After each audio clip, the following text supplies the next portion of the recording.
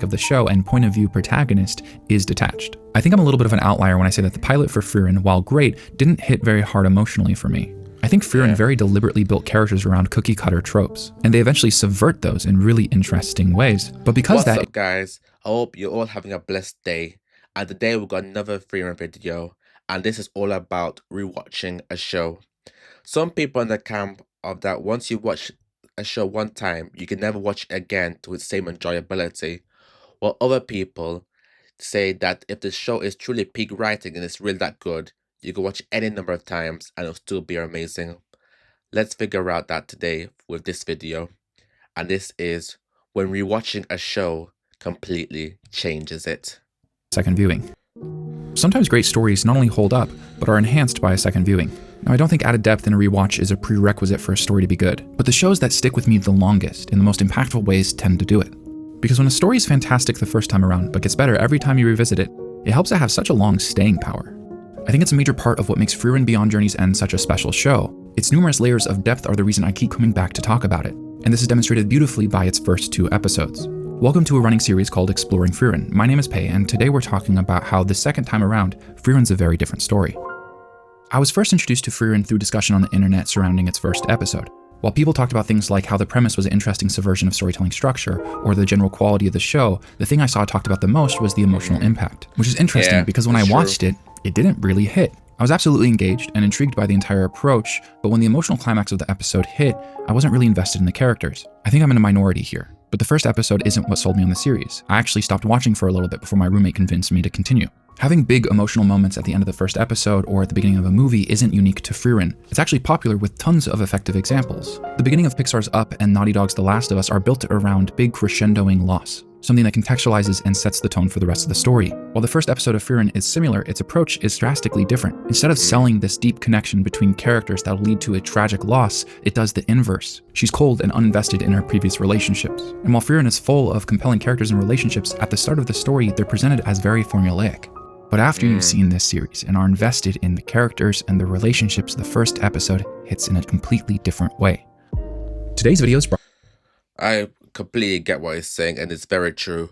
A lot of the stories which use this whole loss kind of narrative normally depict of they were so close to the ex character, and now losing them is like an emptiness and a void of not being able to see them or have them again or hold them or touch them or else have more memories of them.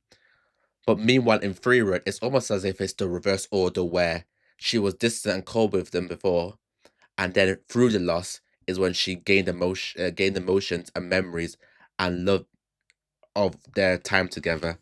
It's quite an interesting story take, which really gives Frieren that unique and refreshing feeling on the idea of what does it mean to lose somebody and how lose that person can change you and shape you into a different way. Very, very artistic and very, very good.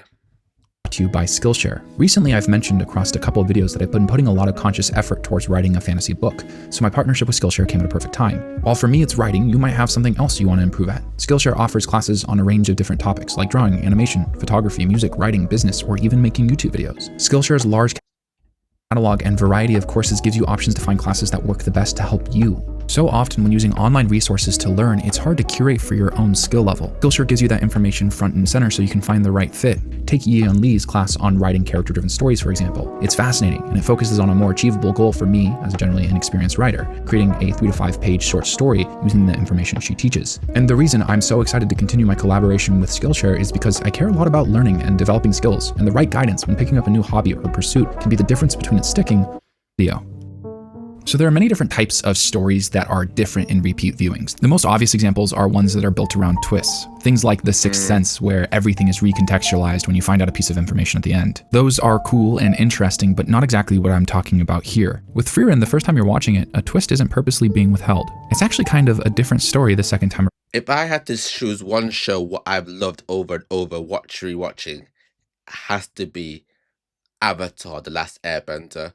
I've watched this show more times than probably any other show. Maybe Yu-Gi-Oh might be the only other one that runs in contention, but every time I rewatch it, there's something I learn, something I see differently.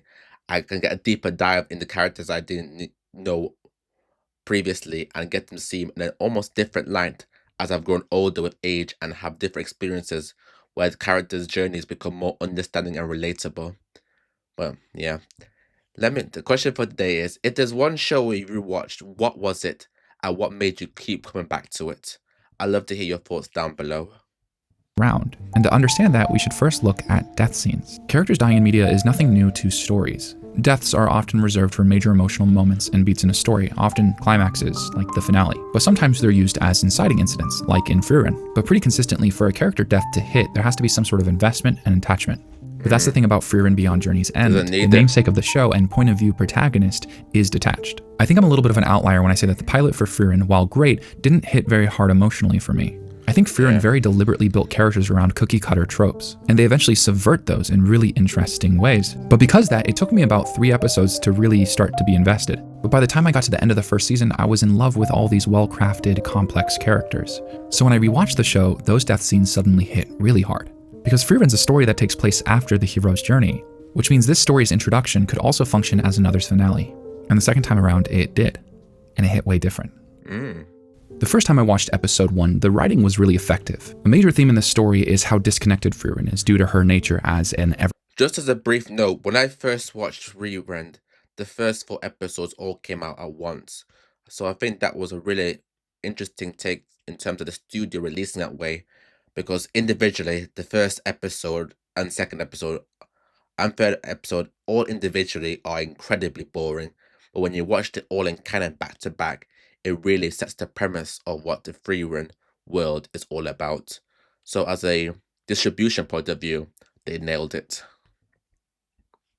Everlasting elf. It's actually the first video I ever made about Frieren, exploring the idea of what would it really be like to live forever. The story starts after the hero's journey. The characters briefly reminisce about their adventures. And while I'd argue they're all likable, I don't think there's a lot of time given to the audience to really get connected, especially with Frieren as the point of view protagonist. I actually think that's the point. The information we're given in the story is run through the lens of Frieren's kind of perspective of the world. Kind of like when a book is written in third-person limited omniscience, but you can tell just how much the main character's perspective influences the prose. So when Frieren goes on her own way and 40 years is represented in this beautiful little montage that lasts a bit over 40 seconds, we get a glimpse into what it might feel like to be Frieren, to have huge chunks of time pass in the blink of an eye. And she returns to go on one last little adventure with the hero's party, once again being expressed expertly through another montage. A small but beautiful glimpse into the previous journey that hints at just how charming some of these characters are, like this scene with Heiter holding a branch next to him while they're hiding from the passing monster. It's a clip I like so much I consistently add it into almost every one of my videos. Frieren's leading them to a beautiful spot to watch a meteor shower that happens once every 40 years. The same one that they watch together after fighting the Demon King. And we get another standout shot that I include consistently in so many of my edits, where Himmel's eyes go wide as he watches. And then, we're at his funeral, and Frieren realizes just how much she's regretted spending her time. This is what writers call the inciting incident. But the second time you watch this episode, it's easy to find yourself looking from a completely different perspective. This story is all about Frieren recontextualizing her previous journey with a new one, showcasing all the lessons that she failed to notice the first time around. A really fitting theme given what I'm arguing today. Losing Himmel the second time hurts so bad, because the writing in the first season does such a good job of making you fall in love with his character. He's charming, vain, heroic, and flawed. A man seemingly obsessed with leaving a legacy, who loves doing small acts of heroism as much as the big ones. He's a beautifully deep and complex character that's explored really well throughout the first season. There's so much depth behind what at first seems so simple. Because in the initial viewing, the emotions the audience feel in the first episode come from a place of empathy, relating to Frieren's feeling like she just got hit by a truck, blindsided by an emotion she was unaware of. But the second time around, you're mourning alongside her, losing a character that across 28 episodes you learn to really love. That's part of what makes this experience of watching the second time around so peculiar.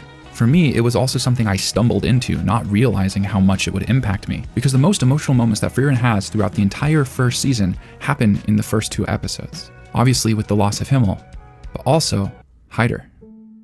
Throughout this video, I've been using the term death scenes, plural, but I've mostly focused on Himmel and the first episode. But holy shit, losing Heiter feels so different the second time around.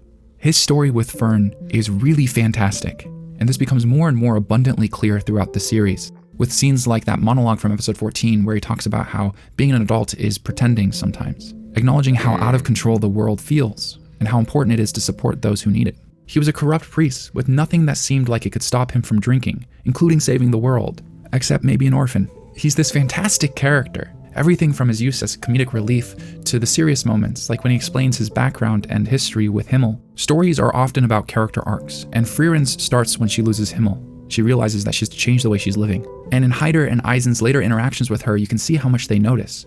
It'd be easy to assume that the primary reason Heiter pushed so much for Fern to go on an adventure with Frieren was to provide for just Fern, but I think he could see that it might serve both ways. This beautiful story told in such a short amount of time, with this melancholy, happy, sad tragedy where Frieren's trying to insist that Fern learn the lesson that she just did.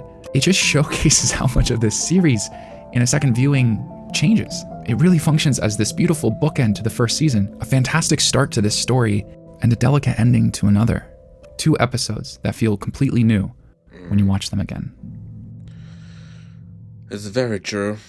Very true. How death in anime or even fiction as a whole is one of the most powerful writing device that you can use in a story, because it's one of the most definitive things what completely changes the story either one way or another.